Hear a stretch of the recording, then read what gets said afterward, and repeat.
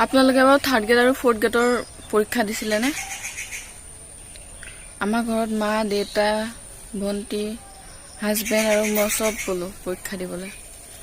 বাকী থাকিলে অকল গৰুকেইটা আৰু ছাগলীজনীহে। এইবাৰ যেনেকুৱা লাগিছে আমাৰ ঘৰত এটা চাকৰি আহিবই। আমাৰ মাও দিছে পৰীক্ষা, আমাৰ পেহী এজনীও গৈছে। তাকে ভাবিছোঁ, মই ইমান ভালকৈ লেখা মেলা নাই বাৰু। মই ভাবিছোঁ মই যদি পাছ কৰোঁ আকৌ মোৰ জেগাত আকৌ বেলেগ কিমান নিবনুৱা মানুহ আছে, তাৰে কোনোবা এজনে পাওক বুলি মই ইমান ভালকৈ লেখা নাই, চব মই আন্দাজতে লিখিছোঁ। আৰু আমাৰ মায়ে এটাই ভগৱানক ভাবোঁ আমাৰ মায়ে যাতে চাকৰিটো হয় আৰু।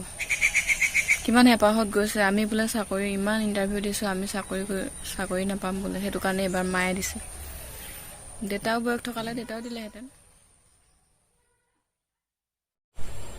মই ভালকৈ এক্সামটো দিয়া হয় চকু মুদি আৰামত পাছ কৰিলোহেঁতেন।